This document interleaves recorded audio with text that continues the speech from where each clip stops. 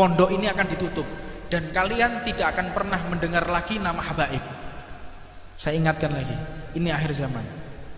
Para habaib akan dipanggil sama Allah. Assalamualaikum warahmatullahi wabarakatuh. Bantu channel ini agar selalu bisa berkarya dan mengupload video-video terbaru seputar Islam untuk Anda semua dengan cara like, komen, share, dan subscribe. Satu subscribe dari kalian sangat berarti untuk kami. Terima kasih.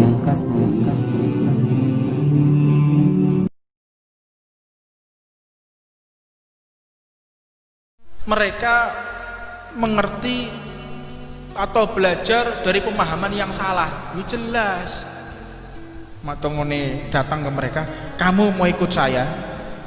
Kita mau terang-terangan ya, kamu mau ikut saya, nanti tak biayai keluargamu. Itu banyak kasus. Kalau kita mau terang-terangan, orang yang sebagainya itu sudah tertekan ekonomi, Pak. Keluargamu tak jamin. Keluargamu pasti seneng, tapi syaratnya ledakan ini. Itu yang terjadi di negara-negara Suriah, di Irak. Saya kira di Indonesia kurang lebih seperti itulah. Itu orang-orang yang ekonominya carut marut, gak ada orang punya usaha mapan, punya perusahaan yang bagus, dia bisa ibadah dengan tenang, terus nggawa bom, wong gendeng lo gak gelem.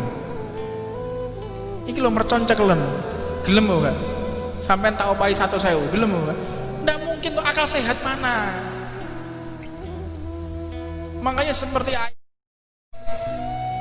dan kalangan ini terbentuknya karena ekonomi yang lemah, rusaknya ekonomi. Ini mulai ini negara kita dikacaukan ekonominya supaya bisa dikendalikan. Itu yang pertama, analisa pertama. Analisa kedua, ini memang kita sengaja mau diadu domba. Karena apa? Alam kita sudah mulai dieksploitasi. Kudu cerdas, kudu ngerti, Pak. Emas mulai disedot, emas diambil, pertambangan diambil, minyak diambil. Tapi sing dimusoi cadar, sing dimusoi jubah, sing dimusoi Islam, sing dimusoi Arab. Loh, aku loh heran. Kadang-kadang saya tuh berpikir ya, ada orang yang memusuhi Arab. Arab itu dimusuh-musuhi. Saya berpikir, apa sih salah wong Arab ya? Menjajah ya ora. Menjajah negara kita tidak. Mengeksploitasi alam kita juga tidak. Loh, kok bisa mereka seperti itu? Tiada lain, mereka mengajak kita memusuhi Arab karena Arab ini identik dengan Islam. Jadi di brainwash untuk sara. Iku tuh paham toh gak ini? Ini lek kelas sarjono gitu gak pas sih. Lek sarjana paham. Coba saya kasih materi yang seperti itu, rodok mantep titik. Mereka di brainwash piye carane musuhi ras Arab. Tujuannya adalah ingin menghinakan syariatnya Allah Subhanahu wa ta'ala. Nabinya nabi Arab, Al-Quran bahasa Arab, sembayang bahasa Arab. Ono tak sembayang Allah Maha Besar dengan nama Tuhan yang Maha Pengasih lagi Maha Penyayang. Alhamdulillahirabbil alamin. Terus diartikno pisan. Ndah nen kok rusak iki negara iki. Mangkane dadi musaddiq. Ngerti musaddiq? Salat itu boleh dengan menggunakan bahasa Indonesia agar kita bisa mengerti maknanya. Loh. Ini sudah mulai brainwash. Ini bukan dia muncul tiba-tiba, tidak. Tetapi ini adalah hasil produk kader-kader para musuh negara kita. Makanya wong Islam kudu cerdas. Jangan kita mau diadu domba, jangan kita mau dihancurkan pikiran kita dengan sara. Sara itu sudah dihancurkan oleh Rasulullah. Dulu itu ada gobilah-gobilah. ini Bani Hashim, ini Bani Kinanah, ini ada Bani Quraisy. Mereka itu bergobilah, bersuku-suku. Semua itu dihilangkan oleh Nabi Muhammad. Iki wong Arab, iki wong Jawa, iki wong Londo, iki wong Cina. Itu sudah dihilangkan sama Nabi Muhammad yang seperti itu. Tidak ada, semua itu sama di hadapan Allah. Kalau bahasa Indonesianya Bhinneka Tunggal Ika. Itu ajaran Nabi Muhammad. Jangan kita mengeklaim itu adalah pemikiran seseorang, salah. Itu ajaran Islam itu.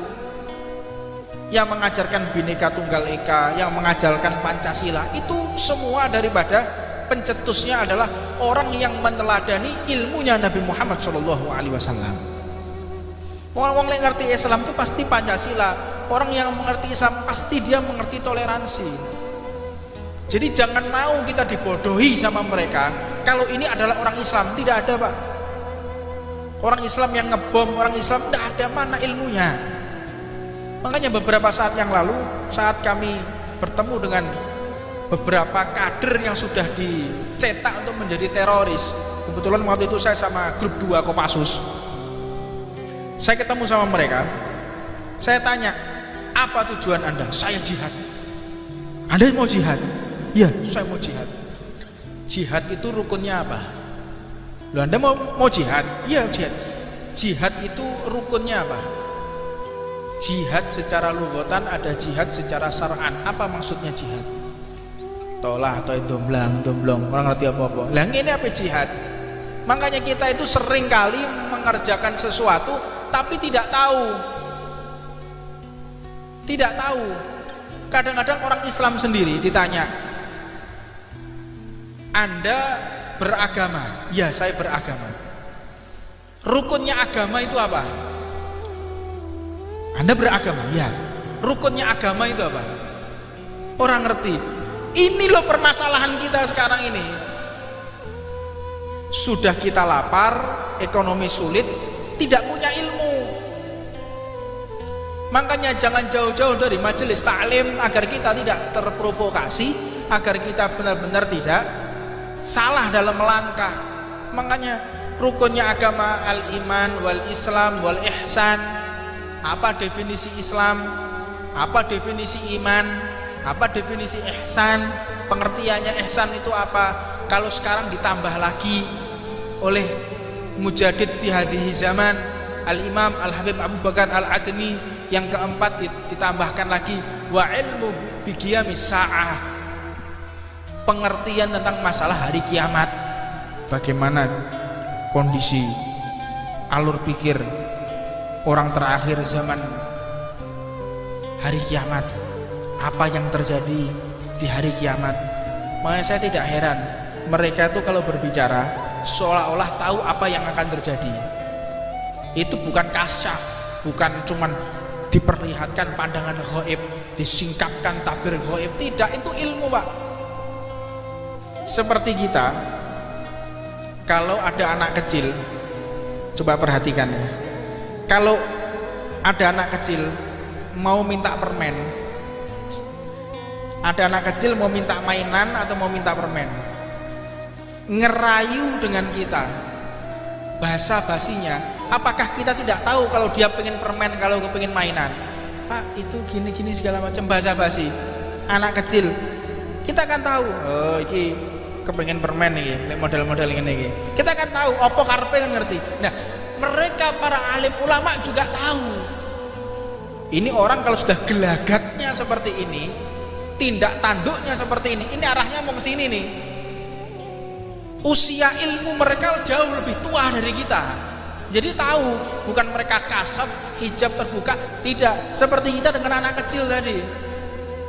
Jadi yang membedakan kita dengan anak kecil itu karena kedewasaan dalam berpikir atau tingkatan ilmu. Makanya para ulama itu mengerti apa yang terjadi, bukan karena cuman mereka memang dibersihkan mata hatinya dengan ainul basirah tadi, mereka juga mengerti ilmunya. Wa ilmu bi qiyamis sa'ah, diantaranya adalah Habib Abu Bakar Al-Adni. Beliau sudah mengatakan, ini terakhir, penutupan terakhir, saya ulangi pesan beliau, sebelum ada perang Yaman, Beliau sudah mengatakan hadhi ma'had satu gelak, pondok ini akan ditutup dan kalian tidak akan pernah mendengar lagi nama habaib. Saya ingatkan lagi, ini akhir zaman, para habaib akan dipanggil sama Allah. Saya ulangi lagi, mumpung para habaib, para ulama masih ada di depan kita, jangan jauh-jauh dari mereka. Ini detik-detik para habaib, para kiai, para ulama akan diambil oleh Allah. Ini pesan terakhir, pikirkan baik-baik. Ini saya ngomong bukan asal ngomong, saya mengikuti apa yang disampaikan oleh guru-guru kita. Dekatkan diri dengan majelis taklim, dekatkan diri dengan majelisul khair, majelis sholawat, majelis rotib. Dekatkan diri kita dengan mereka, karena mereka segera diambil oleh Allah Subhanahu wa Ta'ala. Maka mudah-mudahan kesempatan waktu yang ada kita diberi hidayah oleh Allah untuk dekat dengan majelis khair. Rabbana atina fid dunya hasanah fil akhirati hasanah wa qina adzabannar. Allahumma barik lana fi ma baqi min sya'ban wa balighna ramadan wa 'inna 'ala siyam wa 'inna 'ala tilawatil Qur'an wa 'inna 'ala sholatit tarawih